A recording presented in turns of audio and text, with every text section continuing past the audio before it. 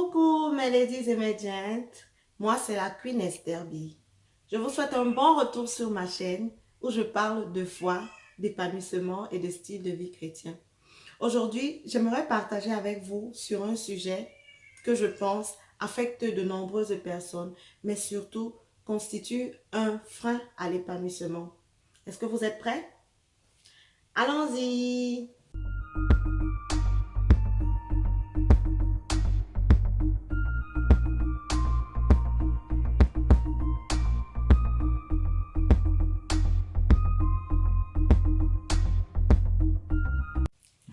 Nous voici de retour, mes ladies et mes gents.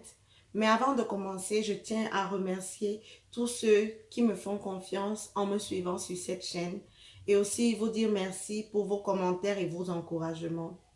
Si tu es nouveau sur cette chaîne, ne manque pas de t'abonner et surtout de cliquer sur la cloche de notification pour recevoir toutes mes vidéos à l'avenir. Comme je vous le disais, le sujet que j'aimerais partager avec vous aujourd'hui, c'est un sujet qui affecte particulièrement beaucoup de femmes, et moi y compris. Voilà. Et donc, le sujet, en fait, ce sont les attentes, particulièrement les attentes vis-à-vis de ceux qui nous entourent, de nos membres de famille, de nos amis, etc., etc. En fait, je partirai d'abord sur ma propre expérience et je ressortirai trois choses sur lesquelles le Seigneur m'a enseigné et qui m'a permis et continue de m'aider à me détacher de ce qu'est l'attente vis-à-vis des autres. C'est vraiment quelque chose qui réduit, qui limite notre épanouissement.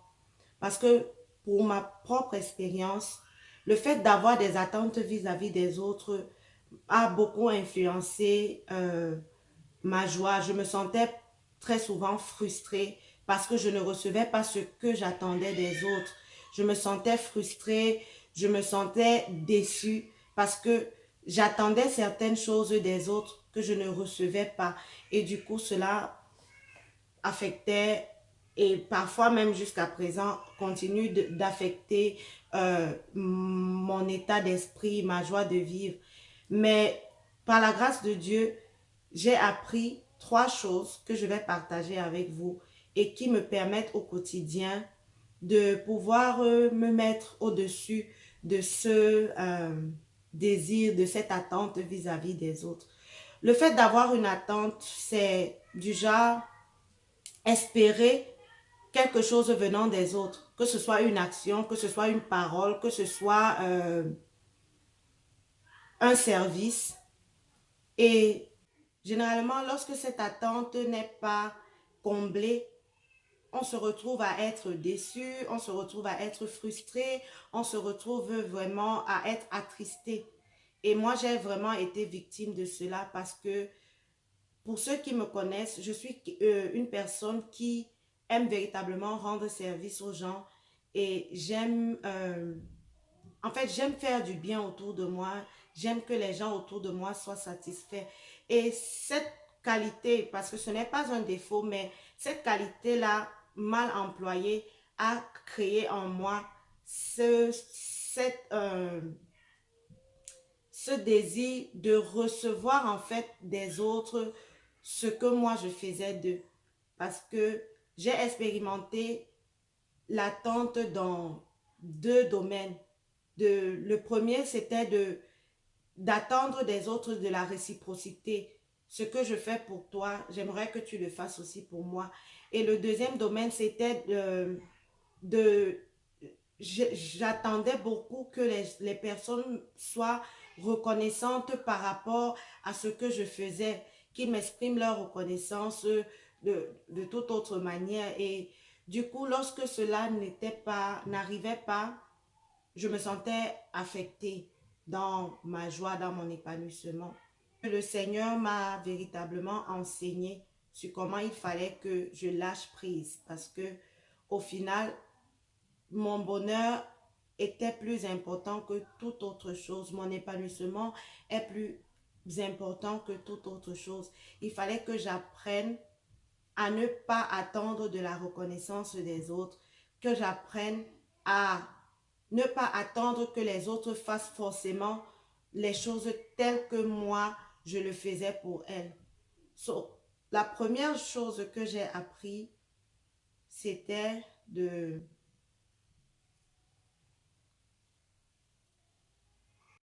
1 hour later.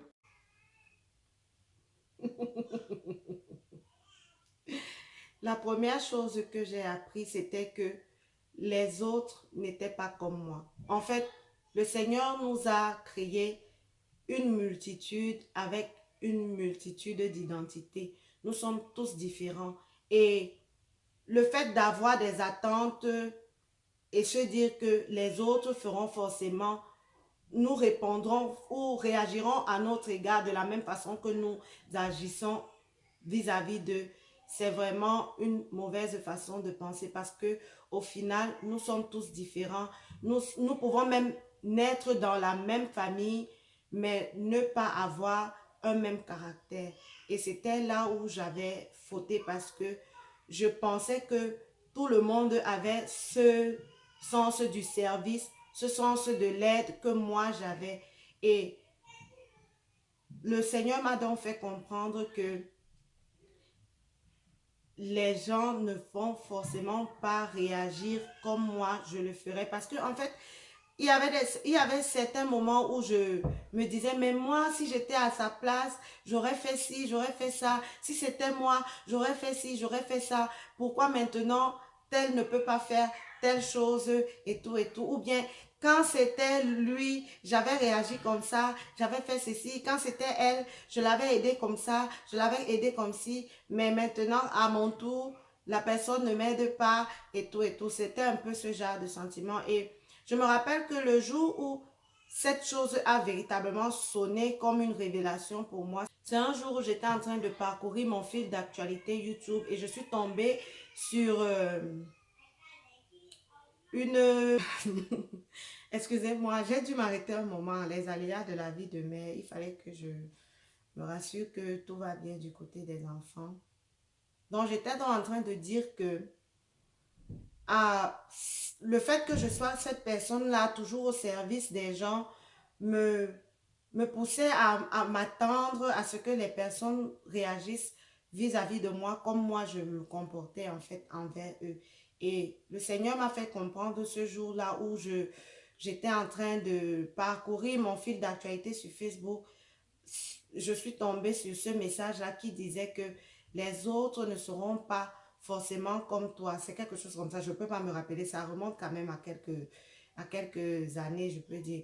Donc, quand je suis tombée sur ça, ça me rappelait véritablement ce que j'étais en train de traverser, de vivre à ce moment-là où j'avais l'impression que, ok, mais c'est moi qui suis, comment je peux dire, la dinde de la farce parce que quand les autres ont besoin de moi, je suis là, j'essaie de mon mieux d'être toujours là, mais lorsqu'il s'agit de moi, au final, c'est chacun qui fait ce qu'il a à faire et puis moi, voilà, je dois me débrouiller. Et donc, du coup, à ce moment-là, ça avait vraiment résonné comme, waouh, Seigneur, je comprends au final que oui, je dois faire ce que j'ai à faire. Et c'est là la deuxième chose que le Seigneur m'avait enseigné parce que j'étais du genre à, comment je peux dire ça? J'étais du genre à, tellement je souhaitais rendre service que parfois je ne savais même pas dire non. Parfois je me sentais épuisée, mais je voulais toujours faire plaisir à quelqu'un, je voulais toujours donner de moi-même. Parfois je n'avais pas envie, mais je voulais toujours faire quelque chose parce que il fallait que je rende service. Et à un moment donné, le Seigneur m'a fait comprendre que je ne pouvais pas tout faire. Même la parole de Dieu dit que à chaque jour suffit sa peine. Cela veut dire que tu ne peux pas tout faire. Si c'était le cas, alors Dieu n'aurait pas créé une multitude de personnes.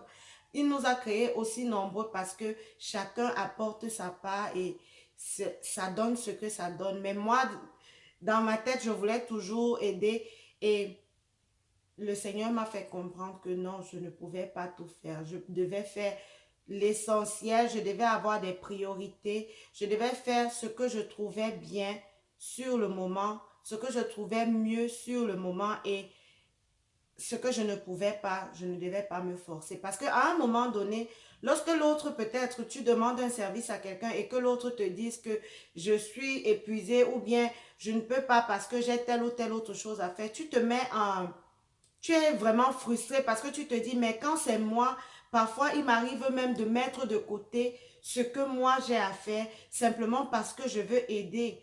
Et du coup, tu te sens frustré, tu te sens déçu, tu es vraiment triste parce que tu te dis en fait que peut-être tu ne comptes pas pour ces personnes-là. Parce que si tu comptais pour eux, ils feraient peut-être, ils te rendraient ce service. Et ça revient toujours à cette même pensée du départ qui me faisait croire que tout le monde allait réagir tel que moi je réagissais. Parce que en fait, quand je me mettais dans dans la position là, c'est parce que en fait la personne en face de moi, j'avais une certaine estime envers la personne en face de moi et c'est à cause de cela que je me sentais parfois obligée de mettre des choses de côté pour faire plaisir à la personne, pour rendre ce service-là. Et au final, lorsque les choses ne m'étaient pas rendues de la même manière, alors je me sentais frustrée, je me sentais déçue. Et donc, lorsque le Seigneur m'a fait comprendre qu'en fait, je ne pouvais pas tout faire, je devais faire les choses selon les priorités. Je devais pouvoir prendre soin de moi, savoir me reposer. Lorsque je suis fatiguée, je n'ai qu'à dire non, je ne peux pas le faire maintenant. Si ça peut attendre, je pourrais t'aider demain ou bien je pourrais t'aider la semaine prochaine, mais ne pas me sentir obligée de faire même lorsque je suis fatiguée parce qu'au final, quand l'autre sera fatigué, il va te dire je suis fatiguée et tu vas rester, tu vas dire, mais quand moi je suis fatiguée, je fais quand même et tout, et puis tu te sens mal en fait dans ta peau. Et le Seigneur m'a fait comprendre ça. Et ça a vraiment été un soulagement pour moi de pouvoir dire non, de savoir que, ok, là, ce n'est pas une priorité. Je peux donner un coup de main demain. Je peux rendre ce service un autre jour. Et ça m'a vraiment rendu la tâche plus facile. La troisième des choses que le Seigneur m'a appris, c'était de mettre mes attentes sur lui. Bon, quand je dis mettre mes attentes sur lui, il faut que je fasse bien, comment je peux dire ça, il faut que j'explique bien ce que je pense. Parce que le fait aussi de mettre des attentes sur le Seigneur n'est pas une bonne chose. Parce que je connais beaucoup de personnes qui avaient des attentes vis-à-vis de Dieu qui n'ont pas été, euh, euh, euh, qui n'ont pas trouvé, comment, le terme me fuit, excusez-moi, mais tu as des attentes vis-à-vis de Dieu et finalement les choses ne se passent pas comme tu le voulais, tu le souhaitais et tu te mets à en vouloir à Dieu. En fait, le Seigneur me faisait comprendre que je dois lui faire confiance à lui. Ça veut dire ce que je peux faire, je le fais, mais le reste, je lui fais confiance. Ce que quelqu'un peut faire, ce qu'une personne peut faire, je dois être reconnaissante de ce que la personne a déjà pu faire et même si les choses ne se sont pas passées comme je l'espérais, que je me dise, ok, le Seigneur saura euh, prendre soin de la situation, il saura prendre soin des choses en fait. Parce que parfois, tu, euh, tu veux forcément que quand tu mets tes attentes sur Dieu, tu vas te dire que, ok, le Seigneur va agir comme ça, comme ça, comme ça. Tu as déjà défini ton film dans ta tête. Tu as déjà dit, ok, il va faire comme ça. Et puis, le Seigneur, il est illimité. Et généralement, les attentes, lorsque nous avons des attentes par rapport vis-à-vis de Dieu, c'est comme vouloir le mettre dans une boîte, le pousser à agir d'une façon prédéfinie. Or, on dit souvent que les voies du Seigneur sont insondables. Il a différentes manières d'agir pour au final arriver à la même chose. Et le fait d'apprendre ça m'a aussi permis de pouvoir être plus patiente vis-à-vis des autres parce que là, je ne m'attends pas forcément que l'autre va faire comme je veux. Le plus important, c'est le résultat. Faire confiance à Dieu dans le sens où, ok, s'il faut que ce soit la personne vers qui je suis allée euh, qui m'aide dans cette situation-là, le Seigneur saura comment utiliser cette personne pour m'aider dans cette situation. Mais si ce n'est pas la personne, le Seigneur saura aussi susciter une autre personne qui pourra m'aider dans ma situation. Mais au final, ne pas attendre quelque chose de précis.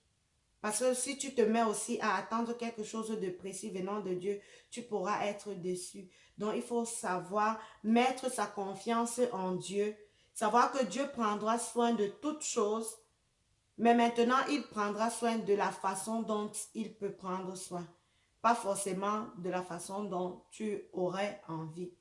Bon, je vais vous prendre une petite expérience, par exemple. Je me rappelle, il y a quelques années de cela, je fêtais, je ne sais pas, mon 40e anniversaire. Et j'avais dit à Dieu, oh Seigneur, j'aimerais bien avoir pour cet anniversaire-ci. Vous allez peut-être trouver ça bizarre, mais moi, véritablement, je parle avec Dieu comme si je parlais avec une personne. Je lui demande des choses comme si je demandais à mon père. Donc, ce jour-là, je lui avais dit, Seigneur, je veux avoir un gâteau à la crème parce que généralement, ce que je faisais, c'était juste des gâteaux faits maison qui n'avaient pas de crème. Et ce jour-là, j'avais véritablement envie d'un gâteau à la crème. Vous allez peut-être vous dire que ça, c'est un témoignage digne des théâtres de Valérie Ndongo. Non, mais sérieux, c'est ce que j'avais dit à Dieu. Je lui avais dit, Seigneur, pour cette année, mon cadeau d'anniversaire que tu dois m'offrir, c'est un gâteau à la crème. J'en ris encore. Et à la période où je travaillais, j'étais à Douala et je travaillais ce jour. Je suis allée au travail, j'avais mes collègues, on a passé le temps. Et l'une de mes collègues, vraiment, le Seigneur est passé par elle pour satisfaire ce besoin-là. Elle m'a offert ce gâteau à la crème. Tant attendu, ce gâteau à la crème que je désirais tant. Et du coup, j'étais, oh merci Seigneur, il avait résolu, il avait en fait satisfait mon attente. Je ne savais pas par où le gâteau d'anniversaire devait arriver et le gâteau d'anniversaire arrivait par cette collègue. Ça aurait pu arriver par une autre personne, mais c'est comme ça que le Seigneur avait voulu que les choses se passent. Quelques années plus tard, en l'occurrence mon anniversaire en 2020, j'ai dit au Seigneur, pour cet anniversaire, j'aimerais véritablement aller au restaurant et manger quelque chose de bien, quelque chose de différent, quelque chose de différent de ce que j'ai l'habitude de manger à la maison. Je veux sortir, je veux aller au restaurant. Dans mon esprit, je supposais que le restaurant, c'est tellement mon mari allait me dire, ok baby, pour ton anniversaire, on va au restaurant. Mais les choses ne se sont pas passées comme ça. Voilà, parce que Dieu, ses voies sont ses voies et le plus important, c'est le résultat. Du coup, ce qui s'est passé, c'est que j'ai plutôt eu une rentrée d'argent et ce jour-là, quand je restais, je disais que ouais, le père, si depuis là, il ne propose pas qu'on sorte, le temps ne fait que passer, mon anniversaire va se terminer, je n'aurai pas mon restaurant. Et Dieu me met à l'esprit que, mais attends, tu crois que l'argent que tu venais de recevoir là, c'était pourquoi? C'est l'argent pour ton anniversaire, pour le restaurant que... C'est terrible. Bon, je ne sais pas. Moi, je vous parle de mes expériences par rapport à ma relation avec le Seigneur. Je ne sais pas comment est-ce que vous vous communiquez avec Dieu, mais j'ai cette voix intérieure avec qui je communique et parce que j'ai déjà eu l'habitude, je sais que c'est la voix du Saint-Esprit ou si c'est ma voix ou si c'est la voix du malin. Donc, j'essaie de faire cette différence, mais je pense véritablement qu'à ce moment-là, c'est le Saint-Esprit qui me rappelait que, mais attends, c'est cet argent que tu as reçu qui était fait pour t'amener au restaurant. Alors, faut pas déranger le père. Donc, du coup, en fait, c'est comme ça que j'ai pris cet argent et nous sommes allés en famille passer des moments. On est allé au restaurant, on a pu manger et tout s'est bien passé. J'ai eu ce que je voulais, même si ce n'était pas comme je l'avais espéré. Donc, au final, il faut pouvoir développer cette attitude-là aussi, même vis-à-vis des gens. Ça veut dire savoir se rendre compte que l'autre a essayé. Parce que parfois, on a des attentes et on se dit que, OK, la personne va réagir de telle façon. Et quand la personne ne réagit pas de cette façon-là, on n'est même pas capable de voir au moins ce que la personne a fait. Et ce n'est pas une bonne chose, ce n'est pas une bonne attitude. Il faut qu'on soit toujours reconnaissant au moins de l'effort que l'autre a fait, même si ça ne s'est pas fait de la façon dont on espérait. Moi, ce sont les trois choses que j'ai appris du Seigneur et qui m'ont permis, en fait, d'être moins frustrée vis-à-vis des attentes. Ça veut dire que je comprends que les gens ne sont pas comme moi et ils ne réagiront pas forcément comme je l'espère, comme je le pense. Deuxièmement, je fais du mieux que je peux. Je ne dois pas me forcer à faire plus simplement peut-être parce que j'attends de la reconnaissance des gens vis-à-vis des gens. Non, je fais ce qui est bien, je fais ce que je peux et le reste, le lendemain, prendra soin de lui-même. Et la troisième chose, pouvoir remettre, euh, poser ma confiance en Dieu, en ce dont j'ai besoin, lui, il saura prendre soin de la façon qui est la meilleure. Comme on dit souvent, le temps de Dieu est le meilleur. Ça veut dire aussi que sa façon est la meilleure. La façon dont il fait les choses est la meilleure. J'espère avoir pu, par cette vidéo, partager un peu cette expérience quant aux attentes et comment les gérer pour se sentir moins frustré, pour ne pas être déçu, pour ne pas avoir de l'amertume vis-à-vis des autres. C'est ce qu'a été mon expérience et je la partage avec vous et j'espère que cela vous sera utile à vous aussi.